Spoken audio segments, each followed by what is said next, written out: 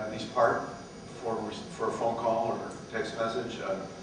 Sending a message across operators was impossible. It was priced and aimed at 30-year-olds, not 15-year-olds. I think there's not much more you could have done to kill what emerged in Europe and Asia.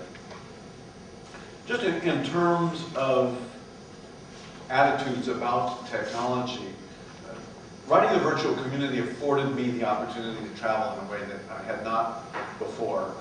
It also led to a lot of academic criticism of what I had written. I didn't understand, being a freelance writer, just trying to write accurately about what interests me in a way that's going to sell books.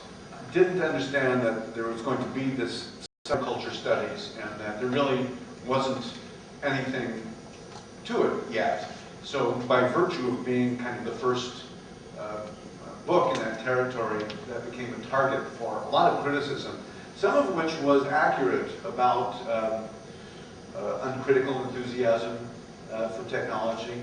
And then also it afforded a lot of travel. And I think that certainly, you say Europe, it's like saying America. Do you mean Seattle? Do you mean the Midwest? Do you mean California? Do you mean Maine?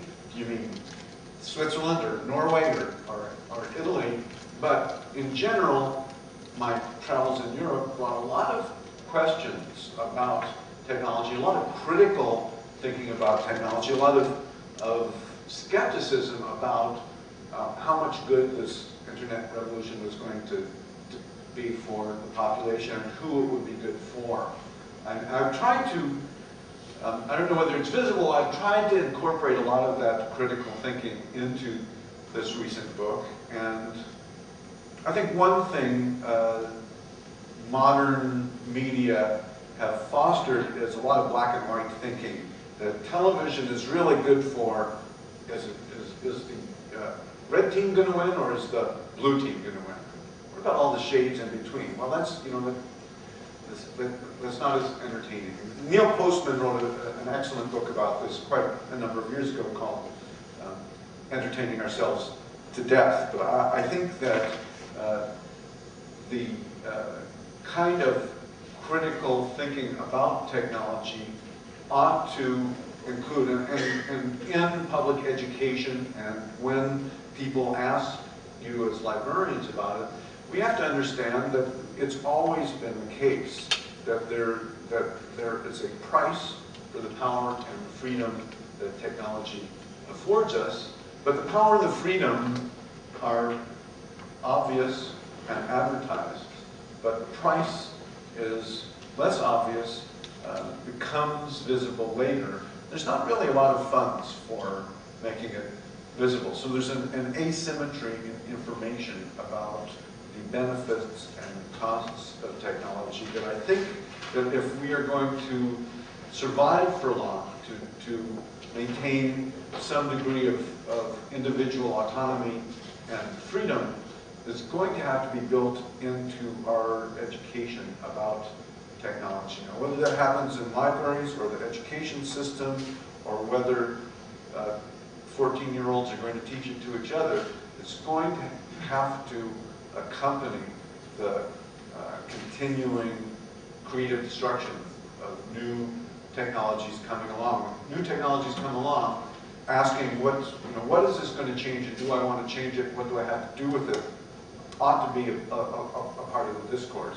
And I think we're already seeing that we don't really have a lot of control over somebody's telephone ringing during the theater, or the fact that about some percentage of people on the street are having conversations with people who are not present. What effect does that have on the public sphere? We don't really know. Nobody really controlled it. I think the mobile telephone and its social disruptions is leading a lot of people to begin asking questions, but we don't have a lot of training either in our schools or our homes in that kind of discourse.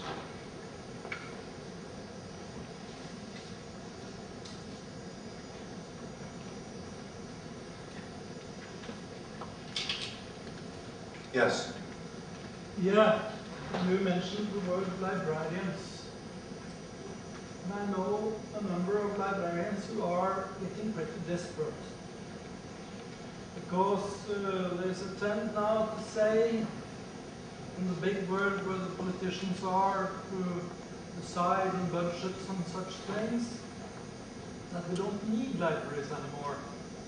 You know, people here are rich, they can buy all kinds of books, and then we have got the internet.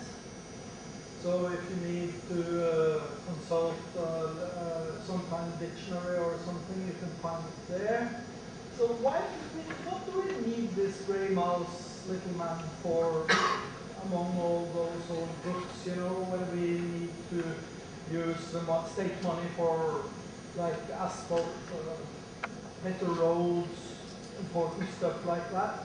And then you mentioned the word you mainly spoke about, or they spoke very much about, collective action. Could you think a little while we listen to you about these two words?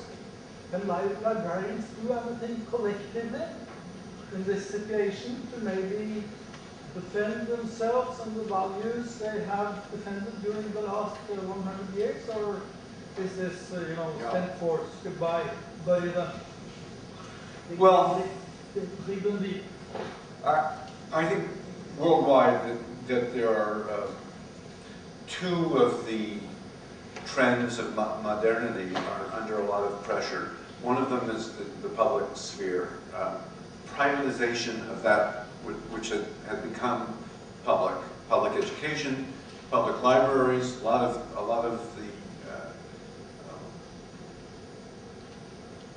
nation states, democracies, enterprises really have depended upon and require a very broadly educated population, and that education has happened through public education and access to information by people who may not be able to afford to buy it. It's been afforded by public libraries and societies, nation states, and the various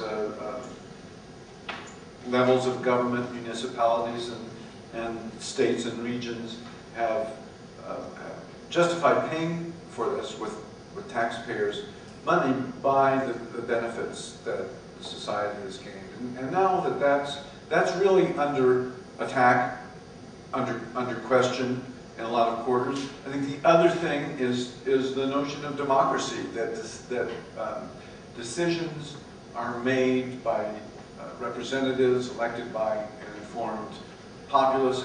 Increasingly, the populace is less informed.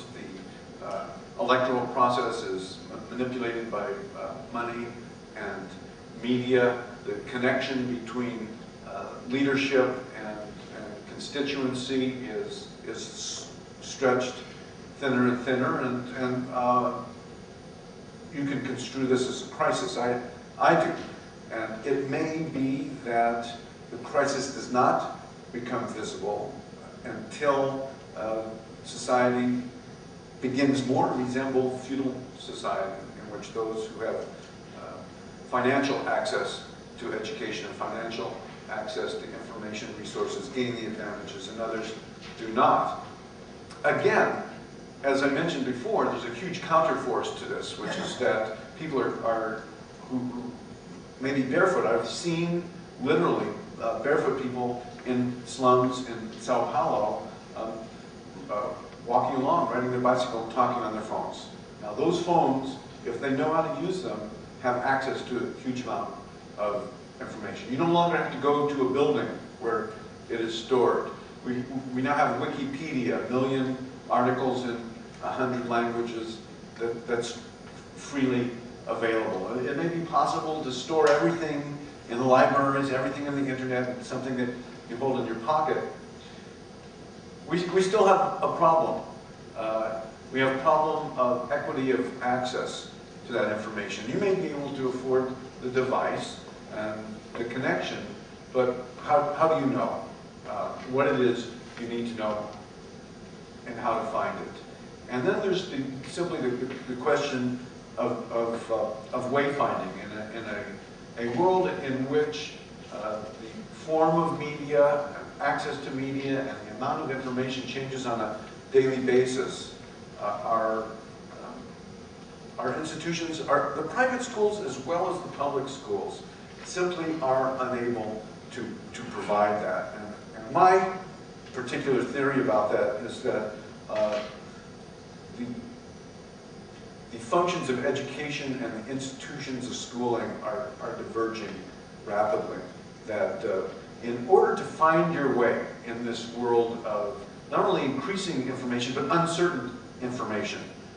My daughter is in college now. When she was in middle school, that's when search engines first became available. And I sat down with her and said, if you go to the library and you get a book, there may be biases to the author of that book, but you can be certain that somebody was paid to check the factual accuracy of what was said in that book.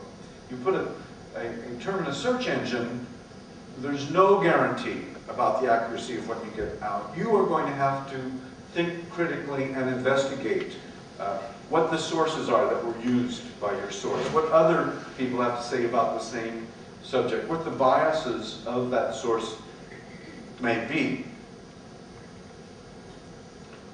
Schools don't want to teach critical thinking because parents don't want their kids questioning authority, and because when you've got 20 or 30 or more kids in a classroom, it's really about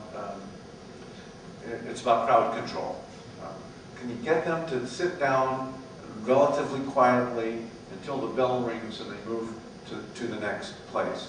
More and more, where you learn things is not within that environment. So we're going to need people, whether they're going to be privatized or public, to help with that wayfinding. Okay, today it's blogs and wikis. What's it going to be tomorrow? How do we keep up with all this? There is, by necessity, a role in society.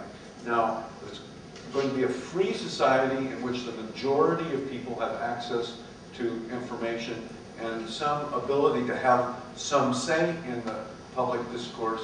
There has to be some kind of public role.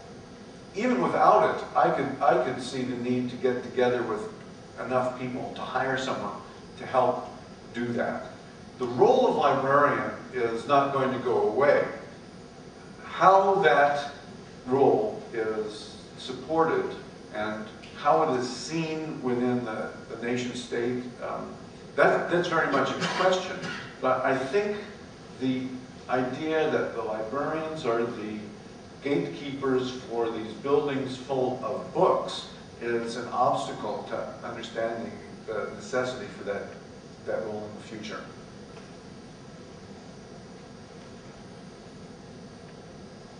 Yes?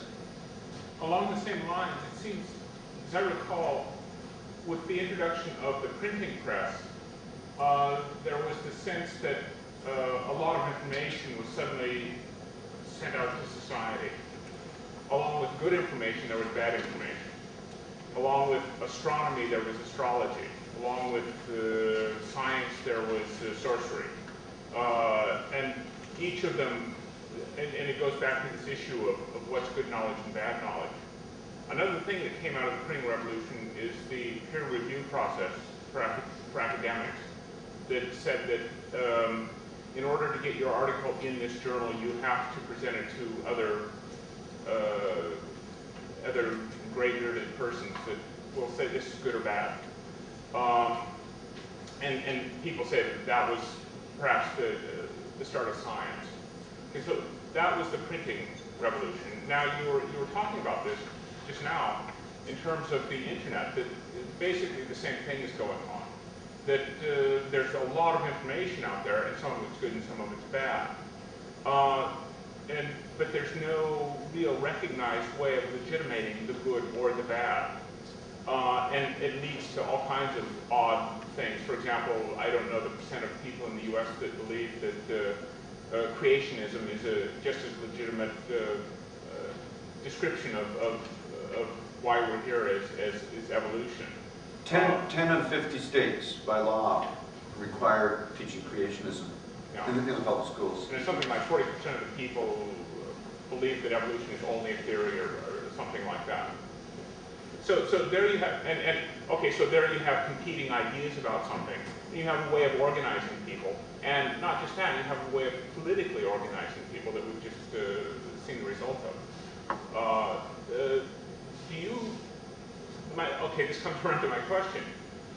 Traditionally, the role of the librarian has been a neutral person directing towards information. You want to come in and you want to find out about creationism.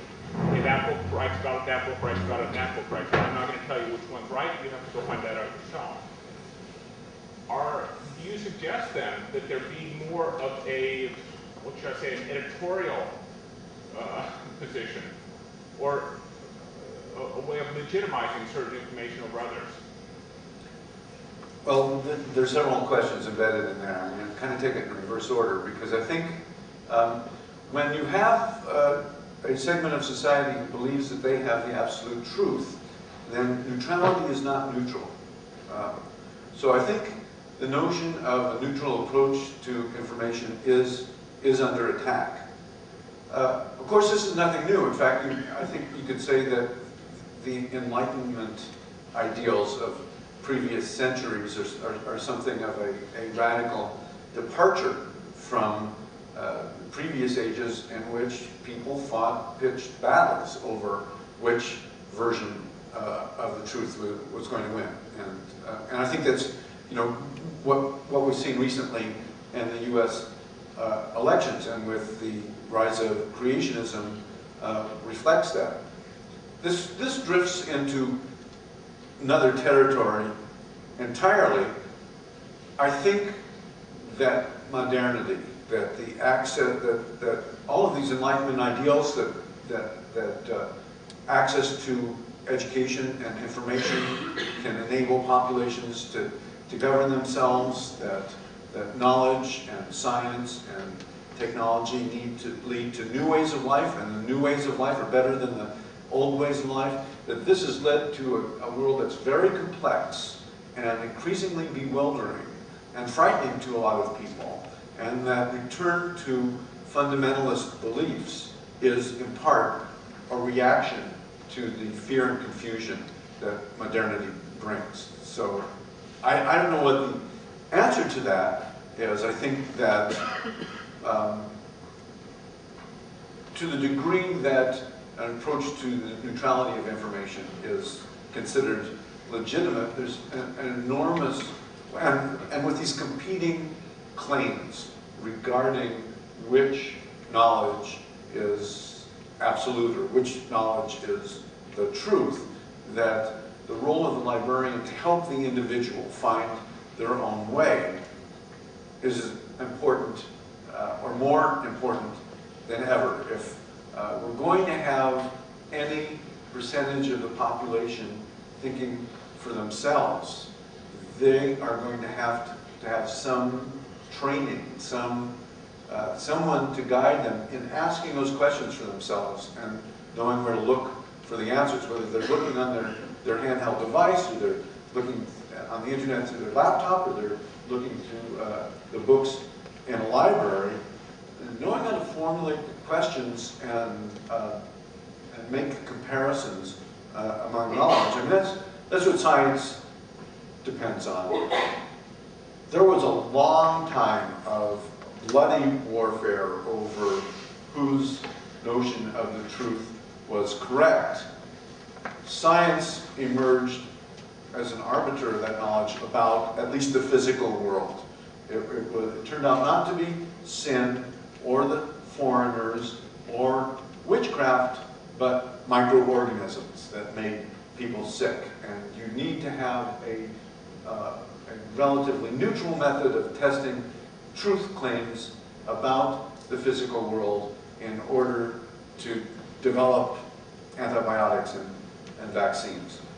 If that part of the Enlightenment ideal is going to continue, we're really going to need to continue to have some way of steering people towards thinking. In terms of peer review, so the whole notion of where science is going is also part of this privatization of the commons. Probably you know the problem that a lot of libraries are having with scientific journals is that now as they're becoming digital, the publishers of a lot of the peer-reviewed journals are charging more and more for them. Libraries are finding it harder and harder to afford them. And it used to be that when you lost your subscription to a journal, you had your archives. But now that they're digital, you lose your subscription to a journal, you lose your access to the archives. There's a reaction to that of scientists putting essentially a Creative Commons-like license on their material that prevents it from being privatized, and creating archives of scientific material that's freely available. Those archives are not peer-reviewed.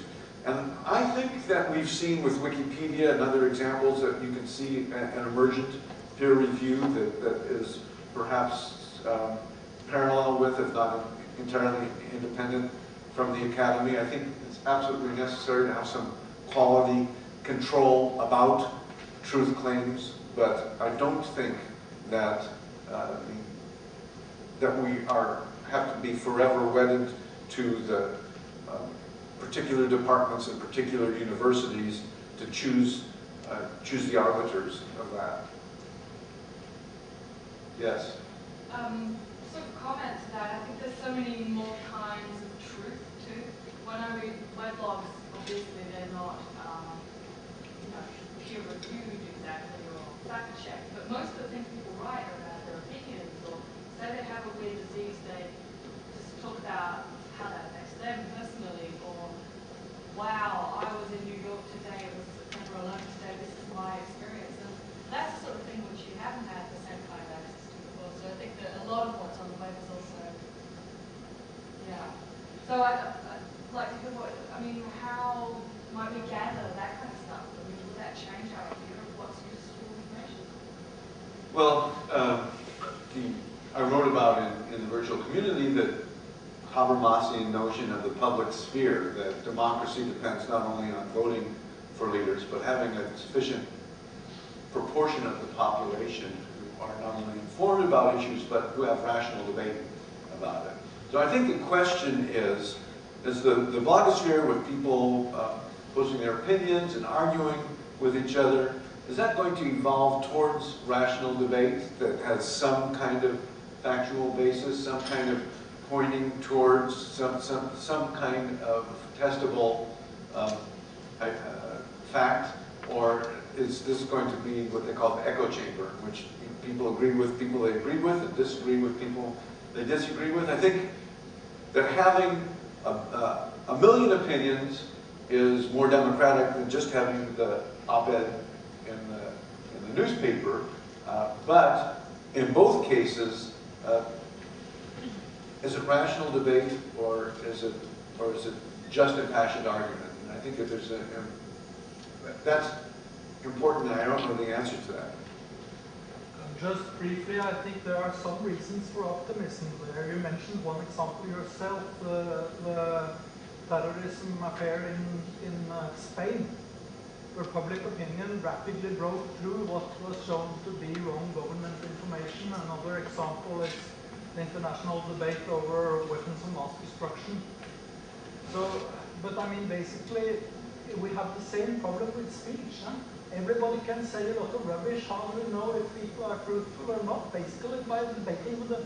This is a problem that is at least 1 million years old. Well, again, I think here's a role for librarians.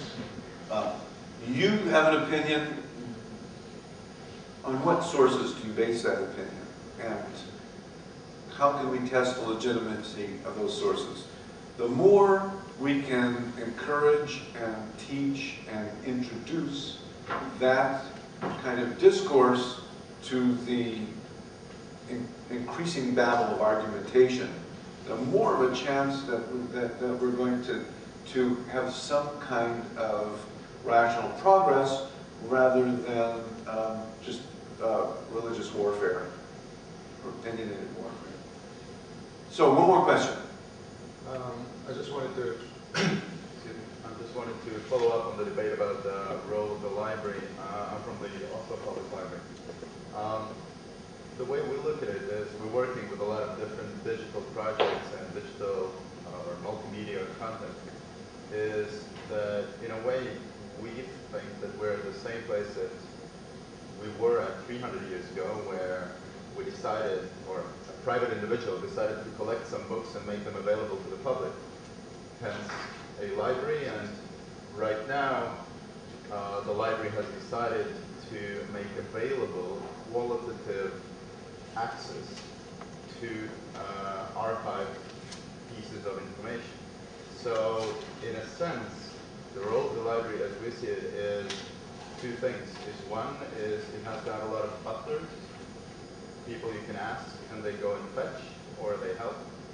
And two is basically a digital archive. And my question is, how do you look at it in the US in terms of a national policy? Because here in Norway, we have a big project called the Norwegian Digital Library. Because in a sense, a butler you can do locally, but the archive is a bigger challenge.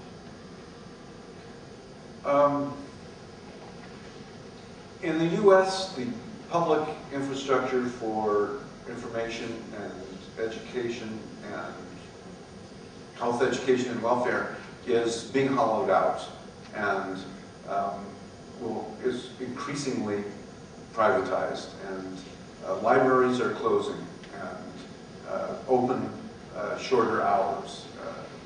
Of course, you know, the strange thing, the way things happen in America, that there are libraries in every small town in North America, because Andrew Carnegie, one of the bloodiest capitalists in our history, actually shot down people in the streets, gave that money. So we can no longer depend on the U.S. taxpayer, U.S. government, the state government, the city municipalities supporting the public libraries. It's probably going to be Bill Gates and Larry Ellison. So feudalism does have some advantages, and I think, unfortunately for the public sphere, that's what we're seeing in the U.S. And I think that that's not confined to the U.S. The pressure to privatize information and access to information that was once public is pretty much universal. So, thank you.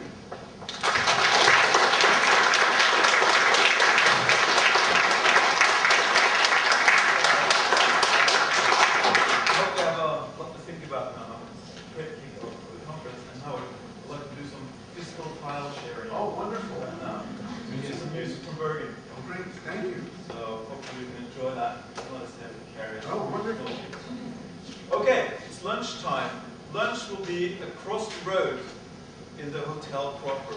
Those of you who haven't had a chance to check in, you can do it after you've eaten. Some rooms are available, some are